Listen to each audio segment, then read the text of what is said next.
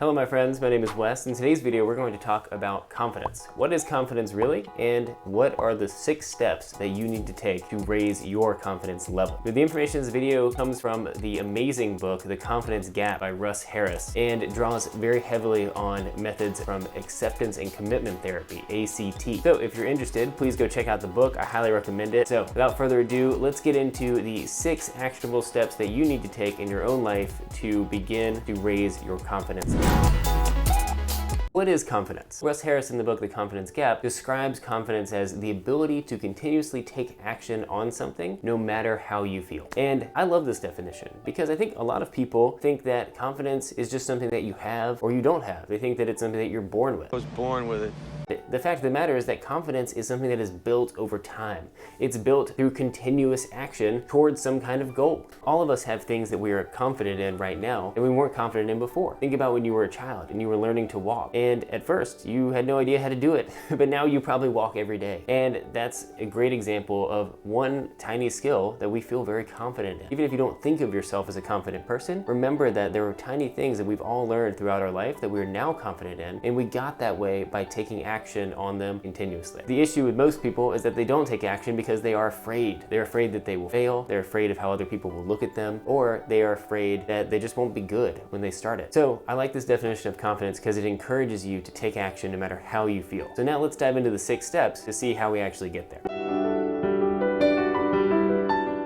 Step 1 is to learn to take action despite there being fear. So this seems like a pretty basic one, but the idea here is that fear will always be present when you're trying a new thing. When you want to make YouTube videos, when you want to start a blog, when you want to get that new job, when you want to ask for a promotion, there's always going to be that fear. The trick to confidence is learning to feel that fear, but then take action despite it. And so what Russ Harris actually says in the book is that genuine confidence is not the absence of fear. It is a transformed relationship with fear. You learn to look at fear as a friend, as an indicator that maybe you have more to learn. Maybe you need to try it a few more times and fail and learn from those experiences. But fear itself shouldn't be holding you back from taking action, because the way that we build confidence is through action taking. There's something called the confidence competence loop. And what this really means is that the more competent in something you become, the more confident you become in that thing. So how do we become competent in something? Well, we learn, you can take classes, you can read books, but eventually you need to start doing the thing. 2 is when negative thoughts do come up, learn to diffuse them, don't attach to them. So what do I mean by diffusion and non-attachment, right? These are big words that don't make much sense if you don't understand what I'm talking about. The idea of acceptance and commitment therapy is that you can't really control your thoughts. Negative thoughts come up, negative emotions come up, maybe you feel fear, you feel really scared, and there are thoughts that are attached to that feeling.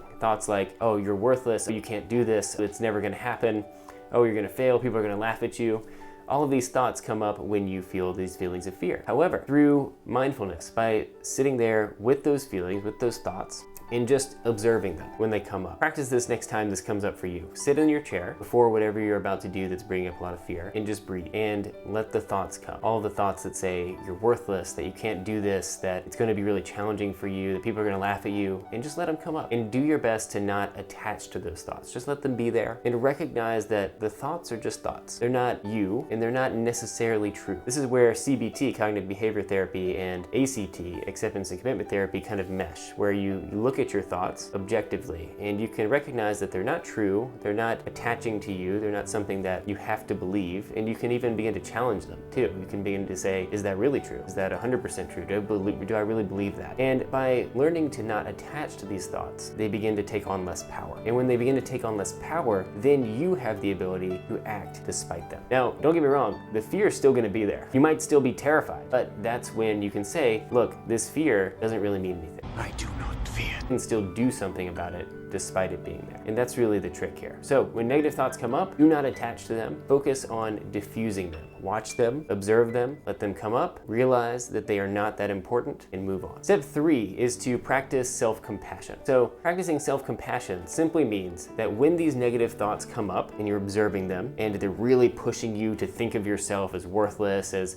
oh, you can't do this, you are not capable, etc., etc., etc., everything that you think when these things come up. Remember to have compassion for yourself. Remember that you are not your thoughts, and your thoughts don't control you. And everyone has these thoughts. Thoughts come up all the time for all of us. They're automatic. We can't control them, and therefore you need to be compassionate towards yourself and accept that you have these thoughts it's okay, and you are lovable and acceptable despite having all of these thoughts. Now, this is a really hard thing to do. Self-compassion is not the easiest thing in the world. It's easy to talk about, very difficult in practice. What I like to do is just pick an affirming phrase during these times. Say, like, it's okay, I'm safe, things are gonna be fine, right? So something like that, where you're telling yourself again and again, reminding yourself that it's all right, you can accept these thoughts for what they are, accept yourself where you are, be compassionate towards yourself, and then make the effort despite the fear coming up. Step 4 is to practice living in accordance with your values. So if you are worried about how to actually find your values, I have another video that you can check out related to that. But living in accordance to your values changes your definition of success. And here's why. A lot of us think of success as a goal to be achieved, right? Like, when I finish medical school, then I'll finally be a success. Or, oh, when I get that promotion, then I'll be a success, right? Or when I finally land that person in that relationship that's perfect, then I will be a success, right? All of these are goal-oriented successes. Values give us direction. They give us an intention. They say, I would like to live my life like this. This is my intention for living my life. But they're progress-oriented. They're not goal-oriented.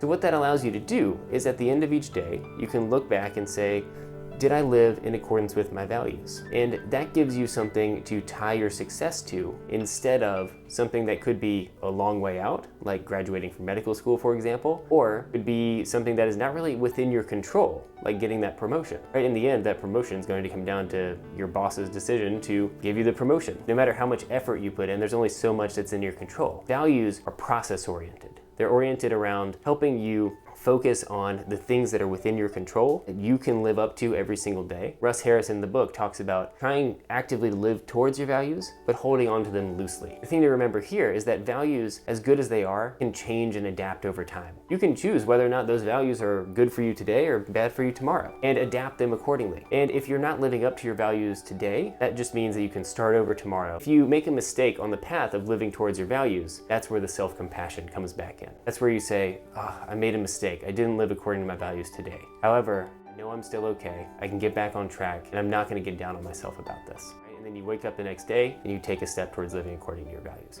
Practicing remembering what your values are, living towards them, that is a step towards progress. That is a good definition of success, and that will lead you towards taking action, building that confidence over time and that confident identity. Step 5 is to focus on the process, not the outcome. So I just talked about this a little bit, but instead of focusing on the goals that you want to achieve, focus on the process to get to those goals. Think about the things that are within your control and living according to your values, and that will get you closer to an overall feeling of confidence in that area. And step 6 is learn from failure, rinse and repeat.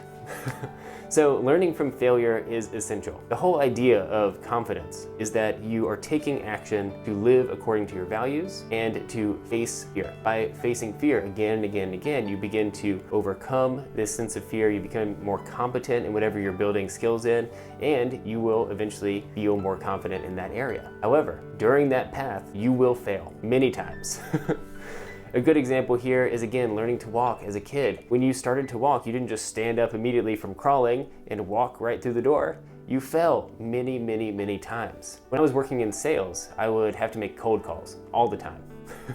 And cold calls are terrifying. It takes a lot of overcoming fear to get good at calling people out of the blue. And I failed many, many times. I would call, people would hang up on me. It was a real struggle. Learning from that experience over and over and over again means that over time, you can get better. And the way that you do that is you fail, but then you look at the things that you did well, things that you did that you'd like to do better, and you make tiny adjustments. So, how do you build self-confidence? In conclusion, there are 6 steps. Step 1 is to learn to take action despite fear. Remember that confidence is built over time. It's not something that just comes. You have to build it by taking action and overcoming fear through action. So you need to take action despite the fear. Number 2 is that when negative thoughts come up, when this fear comes up, because it will, do not attach to them. Remember to diffuse your negative feelings by sitting with them, observing them, recognizing that they don't have control over you. They're just thoughts and feelings, and you can move past them. Step number 3 is to practice self-compassion. You will fail. You will have a hard time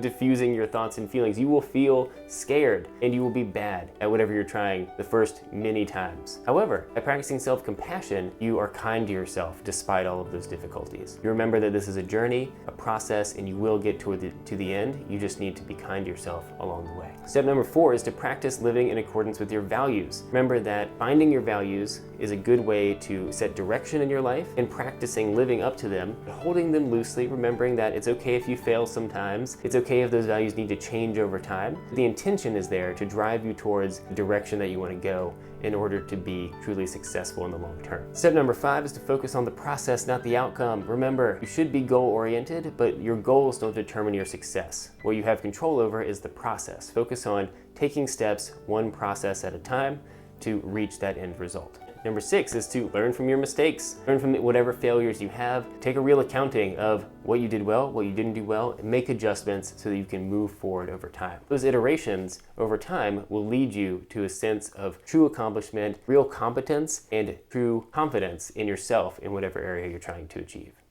If you like this video, please share it with someone else. If it has been helpful to you, please give it a thumbs up.